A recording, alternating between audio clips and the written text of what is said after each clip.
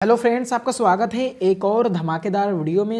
आज की ये वीडियो काफ़ी ज़्यादा धमाकेदार होने वाली है क्योंकि आज की इस वीडियो में हम क्लास 12th हिंदी के जो 8 अति महत्वपूर्ण टॉपिक हैं वो उन पर हम आज की इस वीडियो में चर्चा करने वाले हैं।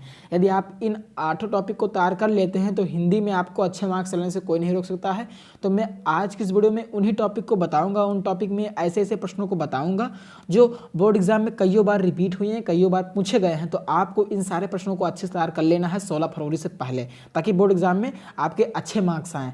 तो चलिए सीधे हम इस वीडियो को स्टार्ट करते हैं और एक एक करके जितने भी महत्वपूर्ण टॉपिक हैं उनके बारे में देखते हैं और आपको इन सभी को अच्छे तरीके से तैयार कर लेना है। तो चलिए सीधे अब हम इस वीडियो को स्टार्ट करते हैं और एक एक करके सभी क्वेश्चन को देखते हैं। तो पहला टॉपिक ये है, तो पहला प्रश्न ये आता है टॉपिक में, पहला टॉपिक में हम बात करते हैं गद्यांश पर आधारित प्रश्न। ये टोटल 10 नंबर का पूछा जाता है। तो इसमें आपको कौन कौन सा तैयार करना है।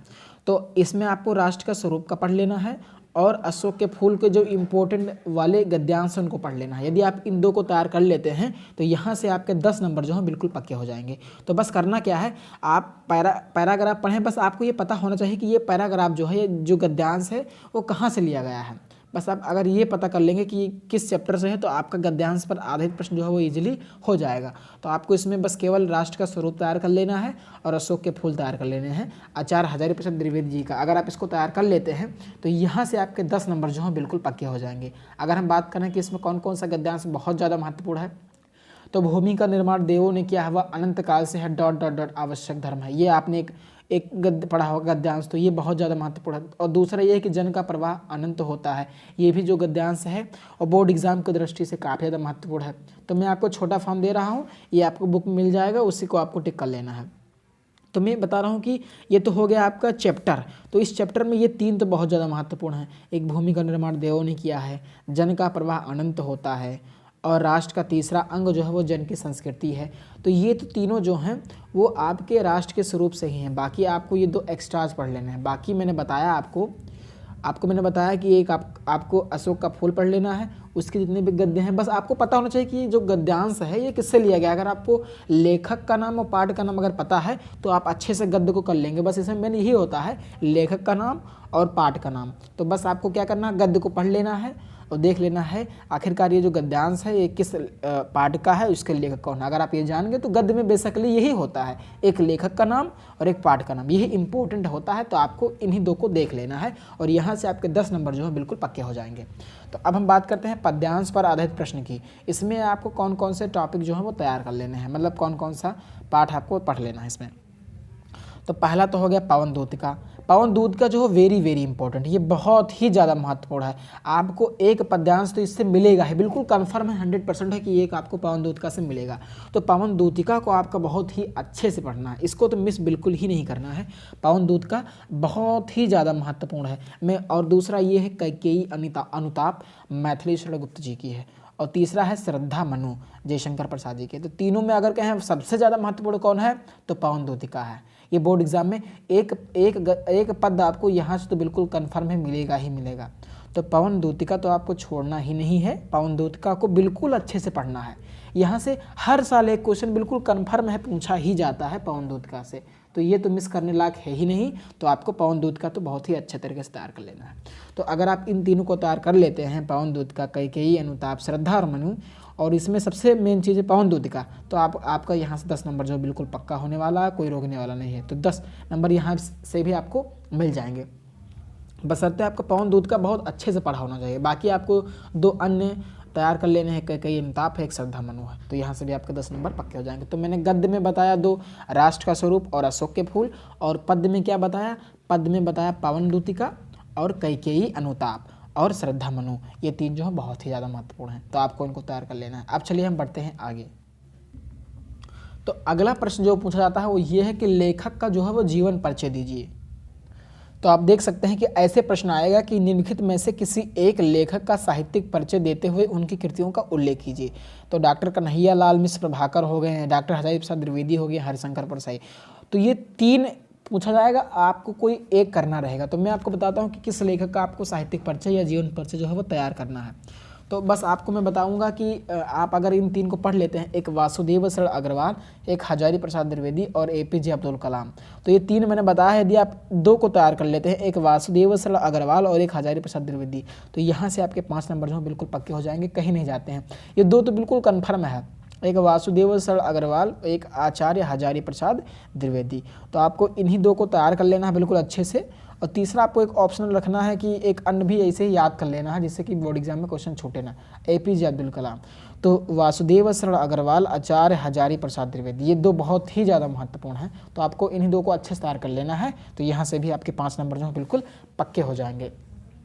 तो अब हम बढ़ते हैं कवि का। तो आपको दिखा देता हूँ कि देख लीजिए, ऐसे प्रश्न आएगा कि निम्नलिखित में से किसी एक कवि का साहित्यिक परिचय देते हुए उनकी प्रमुख कृतियों का उल्लेख कीजिए। शब्द सीमा 80 रहनी चाहिए। मैथिली शरण गुप्त हो गया, सुमित्रानंद पंत हो गया, रामधारी सिंह दिनकर 5 नंबर का हो गया।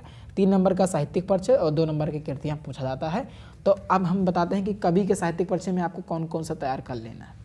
तो कवि में आपको जयशंकर प्रसाद जी पढ़ लेना है, महादेवी जी का पढ़ लेना है और सुमित्रानंद पंत जी का साहित्यिक परिचय जो हो पढ़ लेना है। ये 3 बहुत ज़्यादा महत्वपूर्ण, इसमें तो आपको तीनों पढ़ना पड़ेगा, क्योंकि कभी कभी दूसरा आ जाता है, तो इसमें आपको कोताही नहीं बरतनी है। एक जयशंकर प्रसाद जी का देख लेना है, महादेवी वर्मा जी का देख लेना है और सुमित्रानंद पंत जी का जो है वो देख लेना है। और यहाँ से भी आपके 5 नंबर जो बिल्कुल पक्के हो जाएंगे। तो इसमें एक तो हो गया वासुदेव शरण अग्रवाल जी का और आचार्य हजारी प्रसाद द्विवेदी जी का, बहुत ज़्यादा महत्वपूर्ण है। और अगर हम कवि के बारे में बात करें तो ये 3 हो गया। अब बढ़ते हैं कहानी। तो मैं थोड़ा सा आपको दिखा देता हूँ कि कहानी में किस तरीके से प्रश्न जो है पूछा जाता है। आप देख सकते हैं कि पंचलाइट अथवा बहादुर कहानी का सारांश लिखिए, अथवा ध्रुव यात्रा अथवा लाटी कहानी के उद्देश्य पर प्रकाश डालिए। शब्द सीमा 80 है और 5 नंबर का सवाल है। तो कहानी में क्या होगा, इसमें 2 चीज़ें पूछी जाती हैं, एक तो सारांश और एक उद्देश्य। तो 2 प्रश्न पूछा गया, आप देख सकते हैं यहाँ पर कि एक में तो पूछा गया कि पंचलाइट अथवा बहादुर कहानी का सारांश लिखिए। एक तो सारांश आता है और एक उद्देश्य आता है, तो 2 में से आपको कोई एक करना रहता है। तो अगर आप सारांश, मेरा यही कहना है कि आप सारांश लिखना, सारांश अच्छे से याद हो जाता है और भूलता भी नहीं जल्दी है। तो आपको बोर्ड एग्जाम में सारांश से लिखना है, उद्देश्य नहीं लिखना है। बाकी ये आप पर डिपेंड करता है, लेकिन सारांश उद्देश्य से काफ़ी ज़्यादा सरल होता है और जल्दी याद हो जाता है। तो इसमें आपको कौन सा तैयार करना है, एक पंचलाइट कहानी का सारांश, एक बहादुर कहानी का सारांश। जिसमें से पंचलाइट तो वेरी वेरी इंपॉर्टेंट है, तो आपको इसको तैयार कर लेना। ये 5 नंबर का है और बहुत ही ज़्यादा महत्वपूर्ण प्रश्न है कहानी से। तो पंचलाइट मैंने बना दिया वीडियो, आप वहाँ से जाकर इसको देख सकते हैं, मैं लिंक डिस्क्रिप्शन में दे दूँगा। तो पंचलाइट कहानी जो है वो बहुत ज़्यादा महत्वपूर्ण है इस बार के बोर्ड एग्जाम के लिए, तो ये आपको तैयार कर लेना है। और अगला प्रश्न जो कि पूछा जाता है खंडकाव्य से, दिखाता हूँ मैं आपको कि स्वपठित खंडकाव्य के आधार पर किसी एक खंड के एक प्रश्न का उत्तर दीजिए। शब्द सीमा 80 रहनी चाहिए। त्यागपथी खंडकाव्य की कथा वस्तु। और अगला श्रवण कुमार खंडकाव्य की कथा वस्तु। श्रवण कुमार खंडकाव्य के आधार पर उसके नायक का चित्रण। रश्मिरथी खंडकाव्य का कथानक संक्षेप में अपने शब्दों में। और मुक्ति यज्ञ हो गया, सत्य की जीत हो गया, आलोक व्रत हो गया। तो जो ये खंडकाव्य होता है ये जिलेवार होता है, यानी डिस्ट्रिक्ट वाइज होता है। तो हर एक डिस्ट्रिक्ट का ये अलग होता है, तो आपको अपने डिस्ट्रिक्ट का देख लेना है और तैयार कर लेना है। तो ये डिस्ट्रिक्ट वाइज होता है, तो आपको इसको देख लेना है। चलिए हम बढ़ते हैं आगे। तो 7वां हमारा सबसे महत्वपूर्ण टॉपिक ये है रस छंद अलंकार से। टोटल 6 नंबर का प्रश्न जो है बोर्ड एग्जाम में ये पूछा जाता है। आप देख सकते हैं यहाँ पे कि वीर अथवा करुण रस के लक्षण एवं उदाहरण लिखिए। एक धन एक, यानी 1 नंबर लक्षण का, 1 नंबर उदाहरण का, टोटल 2 नंबर का है। यमक अथवा श्लेष अलंकार के लक्षण एवं उदाहरण लिखिए। चौपाई अथवा सोठा छंद के लक्षण एवं उदाहरण लिखिए, 2 नंबर का ये भी है। तो इसमें कौन कौन सा अति महत्वपूर्ण है। तो रस में आपको हास्य रस पढ़ लेना है, करुण रस हो गया, वीर रस हो गया। अलंकार में श्लेष हो गया, यमक हो गया, उपमा हो गया, रूपक हो गया। और छंद में दोहा हो गया, सोठा हो गया, चौपाई हो गया। बहुत ही ज़्यादा महत्वपूर्ण है, तो आपको इनको पढ़ लेना है। तो रस छंद अलंकार में इतनी चीज़ें आपको देख लेनी है और टोटल 6 नंबर का है। 2 नंबर का रस है, 2 नंबर का छंद है और 2 नंबर का अलंकार है। तो मैंने अलंकार पर भी वीडियो बना दिया है, आप उसको भी देख सकते हैं। तो ये हो गया 7वां टॉपिक हो गया, बहुत ज़्यादा महत्वपूर्ण है, तो इसको आपको देख लेना है। अब बढ़ते हैं 8वें टॉपिक की ओर। 8वां टॉपिक ये है निबंध। निबंध जो है कुल 9 नंबर का पूछा जाता है। देख सकते हैं, मैं आपको दिखाता हूँ यहाँ पर कि निम्नलिखित विषयों में से किसी एक पर निबंध लिखिए। स्वच्छता अभियान, सचेत जन जन का कल्याण, पर्यावरण प्रदूषण और निराकरण के उपाय, बढ़ती जनसंख्या विकास में बाधक, जीवन में सदाचार का महत्व, मेरा प्रिय कवि। तो 5 निबंध दिए गए हैं, किसी एक पर आपको टिप्पणी करना है, लिखना है आपको निबंध। तो अब मैं बताता हूँ कौन कौन से बहुत ज़्यादा महत्वपूर्ण हैं।